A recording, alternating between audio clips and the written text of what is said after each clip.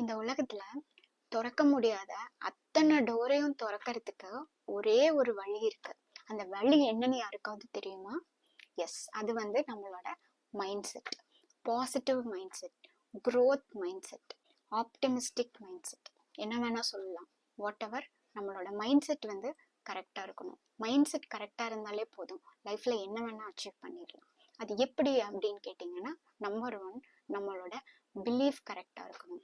இது நம்மளால முடியும் அப்படிங்கறது நினைக்கணும்.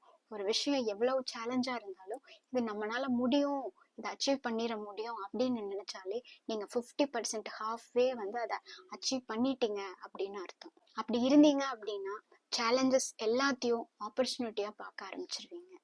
Number two, attracting opportunities. எப்போ ரைட் மைண்ட் செட் வருதோ உங்களுக்கு ஆட்டோமேட்டிக்கா உங்களை சுத்தி இருக்கிற எல்லா ஆப்பர்ச்சுனிட்டியும் நீங்க அட்ராக்ட் பண்ண ஆரம்பிச்சிருவீங்க.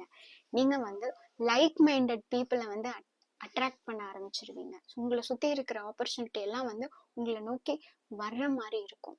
இன்னொரு விஷயம் என்னன்னா, உங்களோட ப்ராப்ளம்க்கு நீங்க ப்ராப்ளமா பார்க்காம சொல்யூஷனை நோக்கி போகும்போது நான் சொன்ன மாதிரி திறக்காத டோர் எல்லாம் ஆட்டோமேட்டிக்கா உங்களுக்கு திறக்க ஆரம்பிச்சிடும்.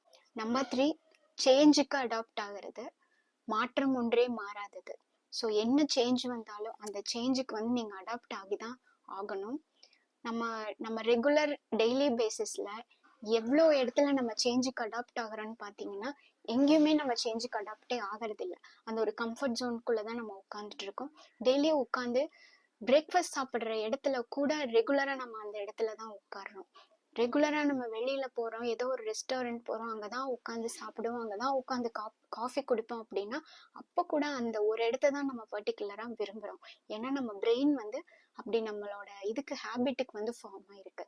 பட் நீங்க வந்து சேஞ்ச் ஆக தான் உங்களோட மைண்ட் செட் கரெக்டா இருக்கும். அப்பதான் உங்க லைஃப்ல வந்து நீங்க சக்சஸ் நோக்கி போறீங்கன்னு அர்த்தம். அப்பதான் ஏகப்பட்ட ஆப்பர்ச்சுனிட்டிஸை உங்களால பார்க்க முடியும். ஸோ சேஞ்சுக்கு நீங்க கண்டிப்பா அடாப்ட் ஆகணும். அதுக்கு தகுந்த மாதிரி உங்க மைண்ட் செட்டை மாத்திக்கோங்க.